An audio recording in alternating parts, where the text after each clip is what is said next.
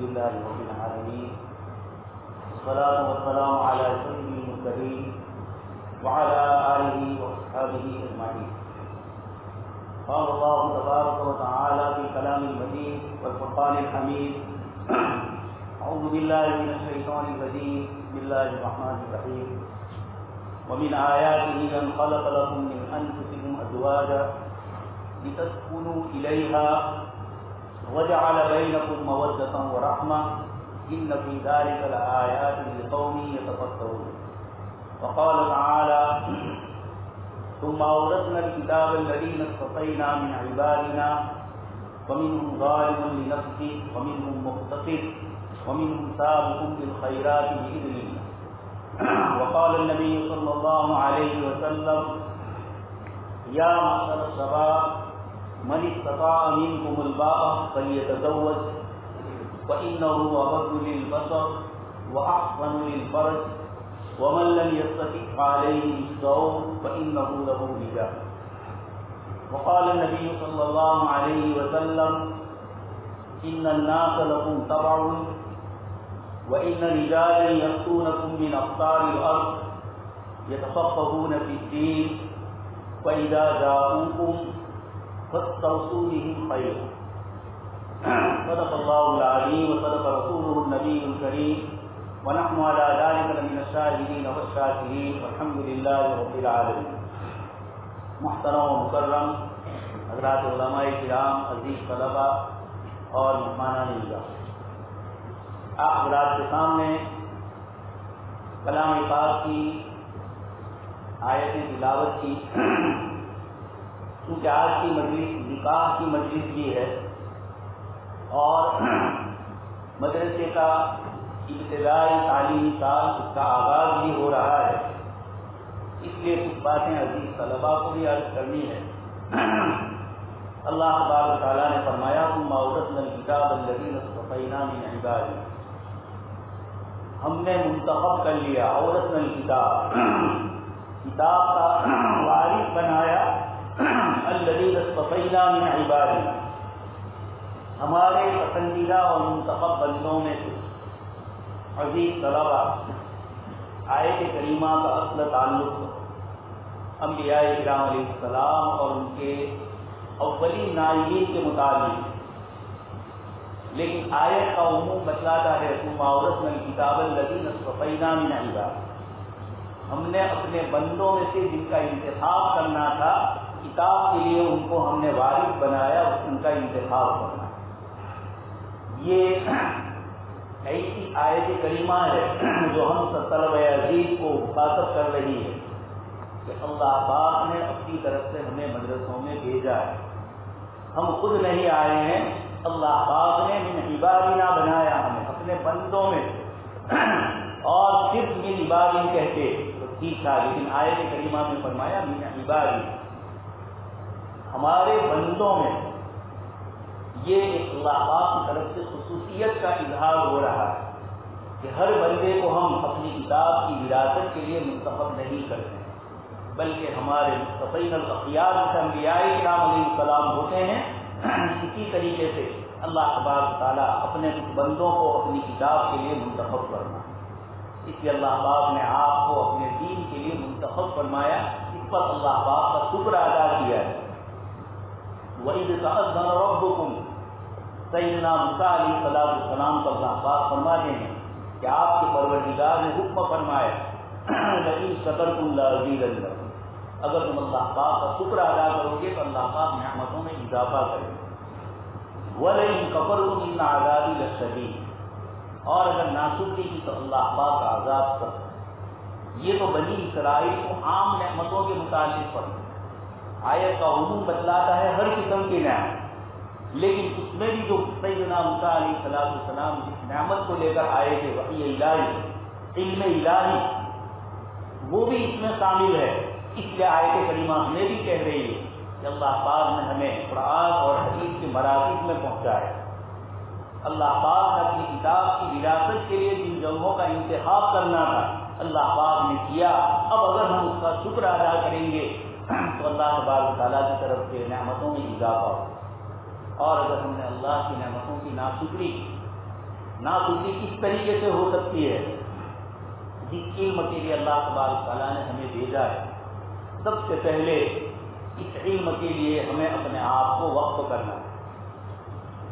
سیدنا مریم رضی اللہ تعالیٰ عنہا کی والدہ انی نذرت لک ما فی بطنی محررا فتقبلنی، اپنے پیٹ میں بچہ ہے یا بچی ان کو اس کا پتہ نہیں ہے، لیکن کتنی اللہ پاک سے دعا وہ کر رہی ہے کہ میرے پیٹ میں جو بھی ہوگا، اشارہ تو بچے ہی کی طرف، وہ میں نے آپ کی راہ کے لیے قربان کر دیا۔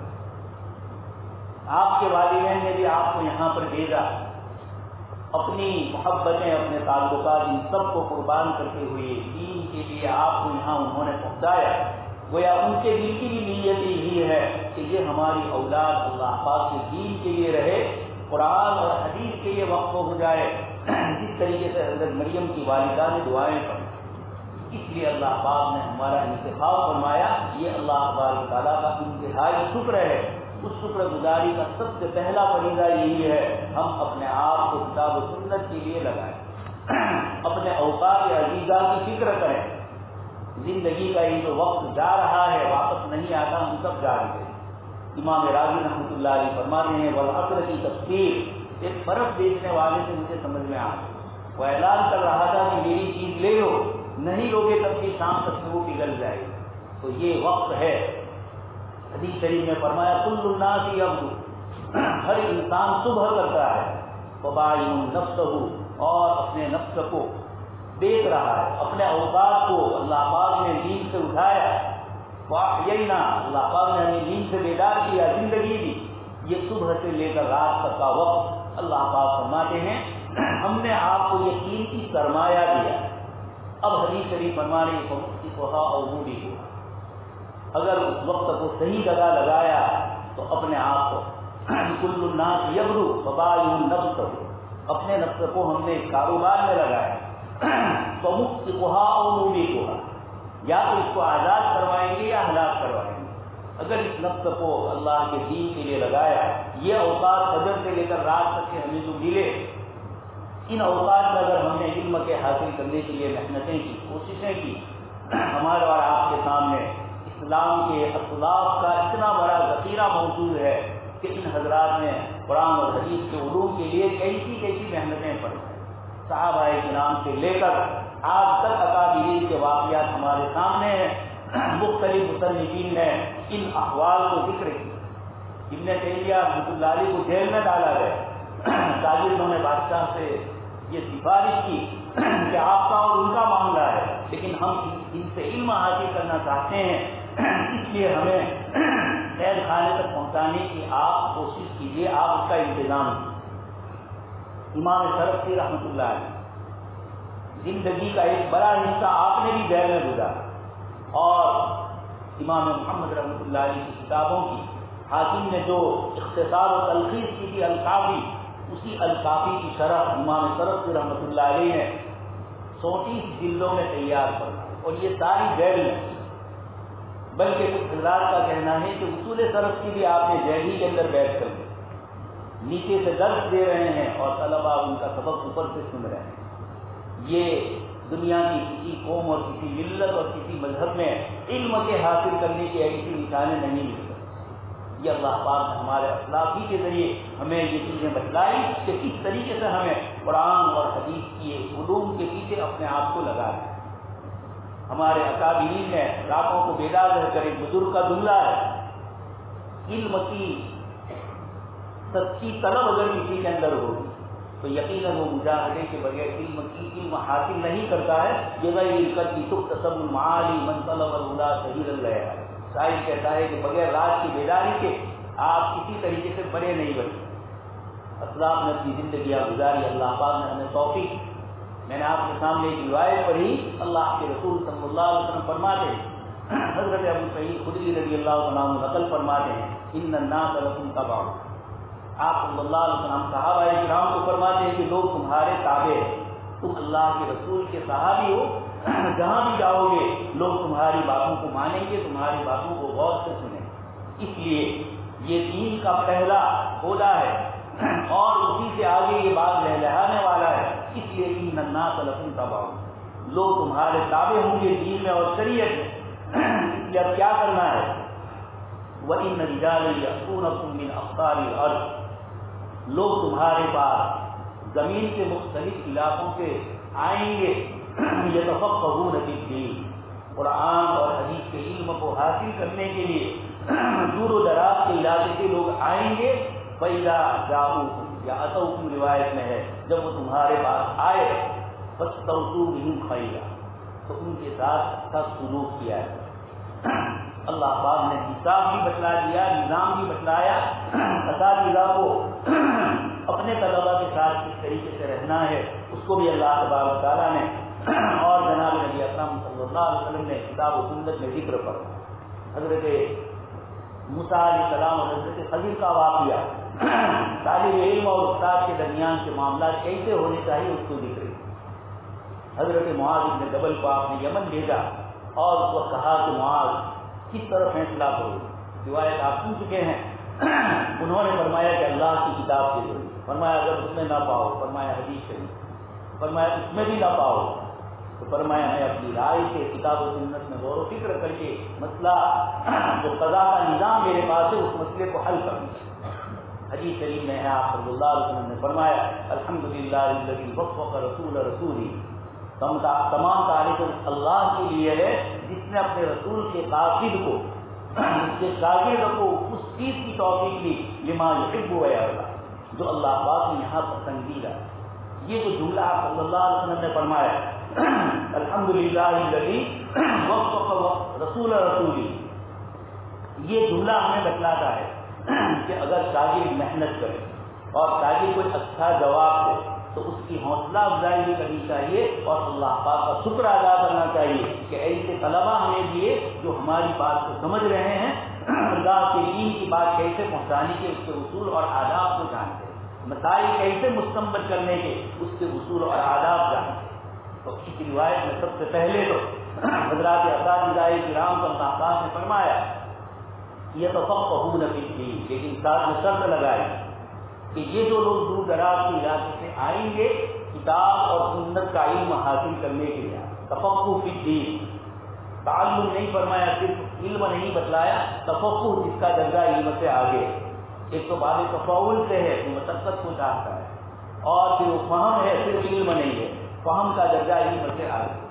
یہ قرآن کریم میں بھی اللہ پاک نے فرمایا وَلَوْلَا نَفَرَ مِنْ كُلِّ فِرْقَةٍ مِّنْهُمْ طَائِفَةٌ لِيَتَفَقَّهُوا فِي الدِّينِ، اس آیت پر عمل کرتے ہوئے لِيَتَفَقَّهُوا فِي الدِّينِ کی بنیاد پر ہم یہاں پر جمع ہوئے، وَلِيُنذِرُوا قَوْمَهُمْ إِذَا رَجَعُوا إِلَيْهِ، اس علم پر سب سے پہلے خود عمل کرنا ہے اور علم حاصل کرنے کے بعد اپنی قوم تک پہنچانا ہے اس علم کو، وَلِيُنذِرُوا قَوْمَهُمْ، اپنی قوم کو اس کے بعد سمجھانا ہے۔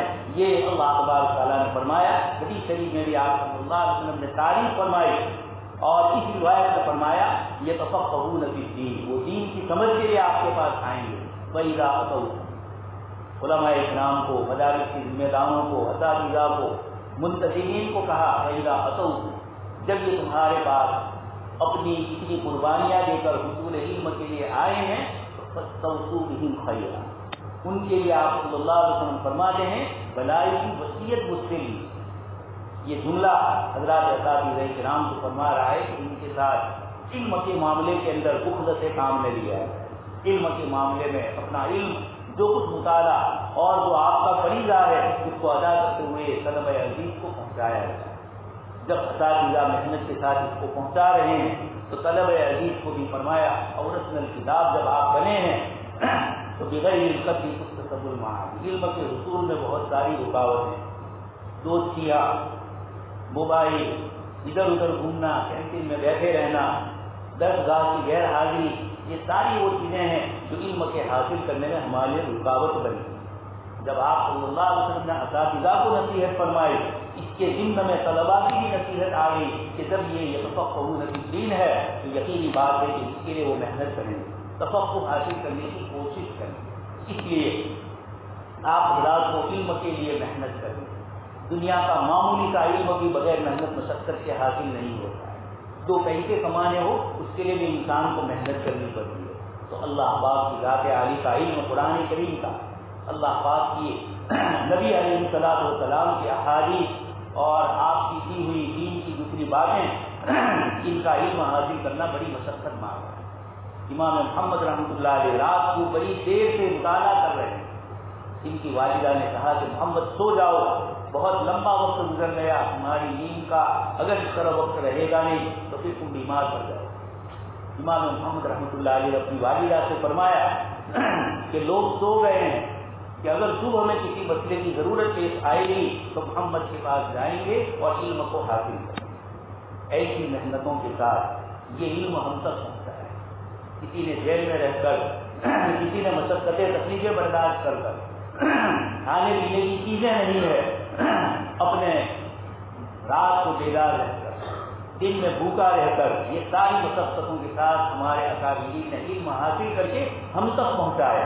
اس لیے عزیز طلبا، ہم علم کے لیے محنت کریں۔ جب اللہ پاک نے ہمیں بھیج ہی دیا ہے ایک جگہ تو اپنے مقصد کے حصول میں ہمارا متوجہ ہو جائے۔ علم کے علاوہ اور کوئی چیز ہمیں نظر نہ آئے۔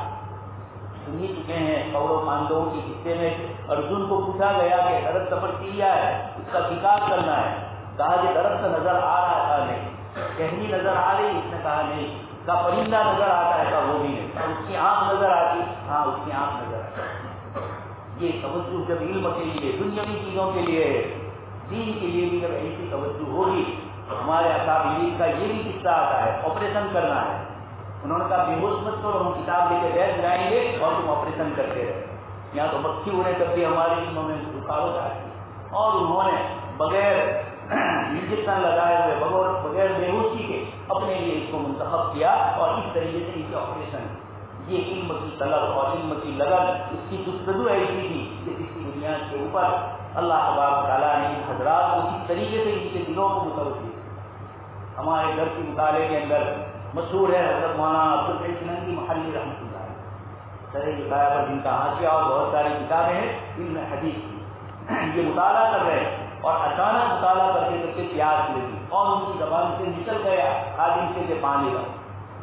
آپ کے والد محترم مولانا عبدالحلیم صاحب، جن کا ہدایت نام کیا ہے، انہوں نے دیکھا کہ بیٹا مطالعہ کرتے کرتے پانی مانگ رہا ہے، گویا ہمارے خاندان سے علم نکل رہا ہے۔ اس کو پانی کا احساس ہوا، لیکن آپ خود بھی بڑے عالم تھے۔ بچے کو کہا، خادم کو کہا کہ پانی کے اندر ہلکا سا مٹی کا تیل، کیروسین ڈال، یہ لیا، اس نے شامل کر لیا۔ مولانا مطالعہ کرتے کرتے خادم نے پانی رکھا اور اسی پانی کو پی گئی۔ حضرت مولانا عبدالحلیم صاحب نے حکیم بھی تھے، حلیم بھی تھے، فوراً اس کے بعد علاج تو کر ہی لیا ہوگا، لیکن خوشی محسوس کی کہ اللہ کا شکر ہے کہ ابھی خاندان میں علم باقی ہے۔ اسی علماء سننگی محل کا ہم بیچ میں واسطہ رہتا ہے ہمارے لیے درس نظامی کے سلسلے کے اندر ان کی بھی بہت ساری کتابیں، علامہ وحید اللہ بہاری صاحب، اور اسی طریقے سے بہت ساری کتابیں ہیں جن مصنفین نے محنتیں کر کے ہمارے لیے چیزیں تیار ہیں۔ تو عزیز طلبا، اللہ تبارک تعالیٰ کا آپ شکر اور احسان مانیے، اس نے ہمیں یہاں پہنچایا۔ لیکن یاد رکھا جائے دنیاوی علوم کے لیے لوگ اس طرح رہتے ہیں، دینی علوم اور دنیاوی علوم کے دونوں کے خاصے بھی الگ، دونوں کی صفات بھی الگ، دونوں کے نتائج بھی الگ۔ اقرأ باسم ربک الذی خلق، اللہ پاک نے پہلی آیت میں پڑھنے کا کہا، لیکن باسم ربک، اللہ کے نام سے۔ اس علم کی نسبت قرآن اور حدیث کی ہے، اس سے ہمارا یہ علم اللہ پاک کی ذات عالی ہے۔ اقرأ وربک الاکرم الذی علم بالقلم، جہاں علم کی بات آئی اللہ پاک نے اقرأ وربک الاکرم فرمایا۔ یہ اکرمیت اللہ پاک کی صفت ہے جس نے ہمیں علم کے لیے منتخب کیا۔ دوسری آیت میں فرمایا الرحمن علم القرآن، علم کا حاصل کرنا یہ رحمان کی طرف سے دیا گیا ہے، اور رحمان علم القرآن، اس لیے اپنے علم کے اوپر تکبر نہ ہو، گھمنڈ نہ ہو، یہ اللہ کا دیا ہو۔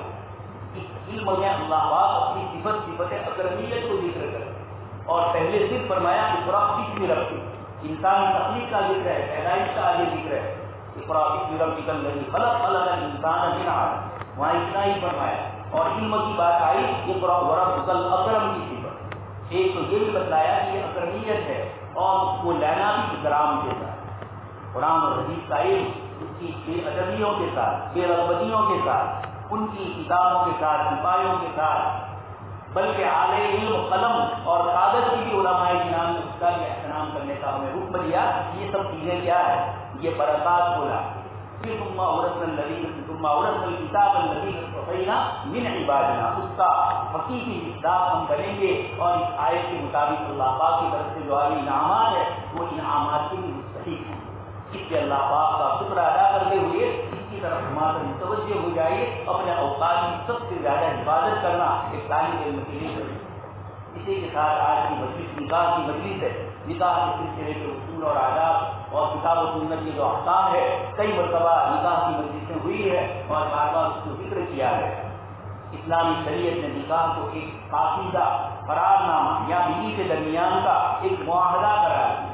لیکن امام ابو حنیفہ رحمۃ اللہ علیہ فرماتے ہیں کہ ہے تو ظاہری معاہدہ، لیکن عبادت کا پہلو لیے ہوئے، احکام کا پہلو لیے ہوئے ہیں. اس لیے امام صاحب رحمۃ اللہ علیہ فرماتے ہیں کہ نکاح میں عبادت کا پہلو زیادہ ہے اور آپس کے قرار کا پہلو کم درجے کا ہے.